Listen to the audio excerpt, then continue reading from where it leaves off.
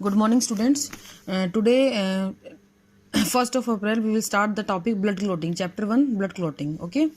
So when A blood vessel is ruptured, जब आपको पता है कभी आपके चोट वगैरह लगती है तो आपकी ब्लड वेसल रप्चर होती है और बहुत सारा खून उसमें से निकलना शुरू होता है। अगर इंजरी ज़्यादा है तो ब्लड लॉस की वजह से कई बार डेथ भी हो जाती है। तो एक्सेसिव लॉस ऑफ ब्लड जो है हमारी बॉडी से कभी भी नहीं होना चाहिए। अगर एक्सेसिव लॉस ऑफ ब्लड होता है it will lead to the death.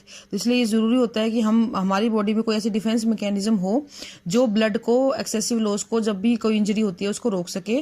तो इसके लिए, इस प्रॉब्लम से डील करने के लिए हमारे पास एक नेचुरल डिवाइस प्रेजेंट है जो हमें मिली हुई है, that is the blood clot. Blood की क्लॉटिंग करी जाएगी। ब्लड क्लॉटिंग में होता क्या है बेटा, ये इंजरी को प्लग करता है और फर्दर जो फ्लो ऑफ ब्लड है उसको प्रिवेंट कर देता है, रोक देता है। और इसके अलावा साथ साथ ये क्या हेल्प करता है, जो पैथोजेनिक ऑर्गेनिज्म है वो उस आपके जख्म के अंदर एंटर ना करें, उसको भी प्रिवेंट करता है। तो बेसिकली एक्सेसिव ब्लड लॉस को खत्म करने के लिए हमारी बॉडी के अंदर जो एक डिफेंस मैकेनिज्म है that is known as blood clotting.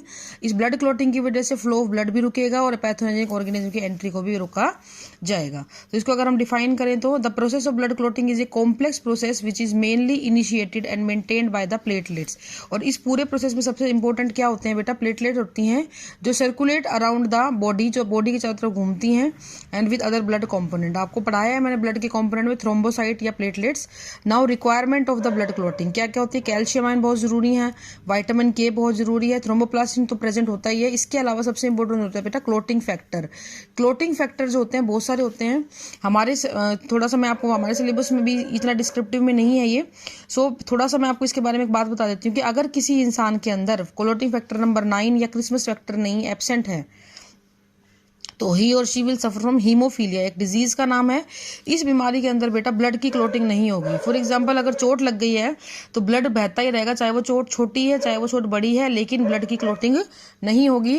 खून बहता ही रहेगा, उसको रोकना थोड़ा सा मुश्किल हो जाता है। तो ब्लड क्लॉटिंग होना बहुत ही जरूरी होता है। अब बेटा देखो, आपको यहाँ पे एक फ्लो चार्ट नजर आ रहा है। इस फ्लो चार्ट को आपने एज सच इसको देख लेना है और हमने क्वेश्चन अगर पेपर में आता है तो इसको ही एज सच बना के आना है। और अब आप अगर लिखना चाहो तो अपने वर्ड्स में इसको लिख भी सकते हो। तो होता क्या है प्रोसेस के अंदर, सबसे पहले इंजरी होगी यानी कि कोई चोट लगेगी। जैसे ही इंजरी होती है तो देखो बॉडी पे ही लगती है इंजरी, तो चोट तो शरीर पे ही लगेगी, तो वहाँ के टिश्यूज, पर्टिकुलर एरिया के टिश्यू इंजर्ड हो जाएंगे और उस जगह की जो प्लेटलेट है वो रप्चर हो जाएंगी। इन रप्चर्ड प्लेटलेट की वजह से क्या सिक्रीट होगा बेटा, थ्रोम्बोप्लास्टिन एक्टिव होगा।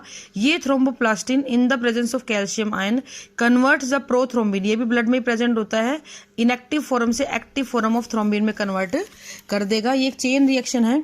Now this thrombin in the presence of calcium and again converts the fibrinogen into the fibrin, यानी soluble form of fibrinogen, blood में घुली हुई जो चीज है उसको इनसोल्यूबल करके धागों के रूप में बना देगी, लंबे लंबे रेशों के रूप में बना देगी। ये वर्ड फाइब्रिन फाइबर के लिए आया है। इस फाइबर का पॉलीमराइजेशन होगा और पॉलीमराइजेशन के बाद इसमें बहुत सारी प्लेटलेट्स टूटी हुई आके जुड़ जाएंगी और क्लोट का फॉर्मेशन हो जाएगा। तो ये एक चेन रिएक्शन है, एक के बाद एक स्टेप ये चलता रहता है। तो देखिए जरा मैं दोबारा से थोड़ा रिवाइज करती हूँ। इंजर्ड टिश्यू, प्लेटलेट रप्चर होंगे, थ्रोम्बोप्लास्टिन सिक्रीट होगा, कैल्शियम आयन के प्रेजेंस में प्रोथ्रोम्बिन कन्वर्ट इनटू थ्रोम्बिन। इस थ्रोम्बिन के बनने के बाद ही फाइब्रिनोजन जो है वो कन्वर्ट होगा फाइब्रिन में एंड देन पॉलीमराइजेशन। यहाँ पे एक चीज नोट करने वाली है that the vitamin K is essential for this process. Vitamin K बहुत जरूरी होता है इस प्रोसेस के लिए, as it helps in formation of prothrombin in the liver. अगर ये नहीं होगा बेटा तो प्रोथ्रोम्बिन नहीं बनेगा, और प्रोथ्रोम्बिन नहीं बनेगा तो आगे की कोई भी रिएक्शन कंप्लीट नहीं हो पाएगी। इसलिए विटामिन के का होना जरूरी है।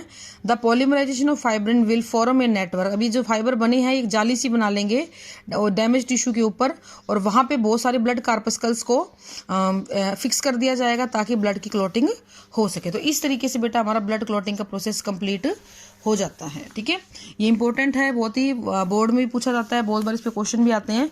Now next we will discuss the blood vessels. The blood vessels are elastic muscular tube which carry the blood. नाम से आपको पता लग रहा होगा ये ऐसी ट्यूब्स हैं जो ब्लड को कैरी करती हैं।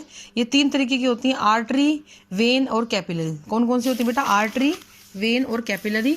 इनके कुछ फीचर्स हैं बेटा, मैंने ये पॉइंट में ही बना दिए हैं। द रीजन कि हमारा कई बार ये क्वेश्चन आता है difference between artery and when, तो आप डिफरेंस करके भी इनको लिख सकते हो, तो मैंने पॉइंट्स में ही इसको कर दिया है। देखिए जरा, आर्टरी क्या होती हैं? These are thick walled blood vessel, ये थिक वॉल्ड होती हैं, ये ब्लड को कैरी करती हैं हार्ट से दूर। हमेशा ये ध्यान रखना, ये हार्ट से दूर क्यों जा रही हैं? क्योंकि ये ब्लड सप्लाई करेंगी पूरी बॉडी के अंदर।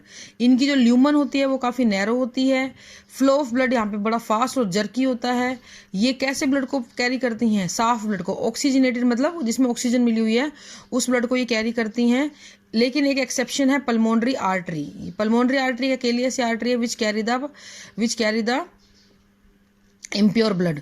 Now near to the heart, heart के आसपास की जितनी भी आर्टरी होती है उनकी वॉल बहुत थिक होती है, क्योंकि वहां पे बहुत ही प्रेशर से ब्लड बाहर निकलता है और उस प्रेशर को जो आर्टरी है वो झेल पाए, इसलिए उनको थिक वॉल का बनाया जाता है। इनमें वॉल्व एब्सेंट होते हैं, क्योंकि बैक फ्लो होगा तो कोई दिक्कत होगी नहीं। Blood flow with the high pressure, इनमें ब्लड का जो फ्लो है वो काफी प्रेशर के साथ होता है। Now come to the veins, these are thin walled blood vessel non elastic. इनका ल्यूमन वाइड होता है, ये ब्लड को बॉडी के पास लाती हैं और वापस हार्ट तक भेजती हैं। ये आर्टरी से ज्यादा ब्लड रखती हैं।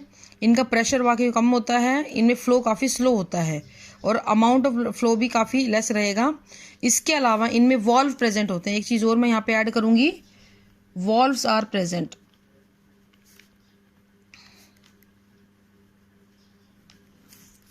Next come to the capillaries.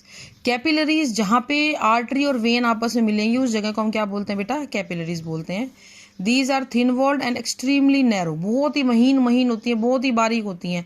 आपने कभी कभार देखा होगा, जैसे हमारे कहीं चोट लगती है, हल्की फुल्की चोट, दबाव में आ गया, कोई चुटकी काट ली किसी ने या ऐसा कुछ हो गया, तो आपने देखा होगा उस पर्टिकुलर जगह पे नीला नीला पड़ जाता है, नील पड़ना बोलते हैं हम उसको लोकल बेटा। तो वहां पे क्या होता है, वो कैपिलरीज रप्चर हो जाती हैं जिससे वो नील पड़ता है। It occurs at the terminal of the artery and when, ये टर्मिनल ऑफ आर्टरी और वेन्स के उसके ऊपर आता है। It join artery and when together, ये दोनों को जोड़ने का काम करती है। इसका नेटवर्क बहुत ही बड़ा होता है। Wall of capillary permeable to water and dissolve substances. Garvit एक बार आइयो बाहर। Wall of capillary permeable to water and dissolve substances so that the exchange of material between blood and bloody valve take place। ठीक है, तो इसलिए exchange of material के लिए होता है। यहाँ पे फ्लो ऑफ ब्लड बहुत ही स्लो होगा, क्योंकि यहाँ पे एक्सचेंज ऑफ मटेरियल होता है, डिफ्यूजन होगा। यहाँ पे जहाँ पे भी हम वर्ड करेंगे ना, ऑक्सीजन जा रही है, CO2 आ रही है, न्यूट्रिएंट जा रहा है, तो वहाँ पे सब जगह मतलब डिफ्यूजन हो रहा है। ठीक है, फ्लो ऑफ ब्लड हमेशा स्लो रहेगा तो ही इजीली डिफ्यूजन हो पाएगा। Thank you, this is all for today. Tomorrow we will discuss the human heart. Thank you.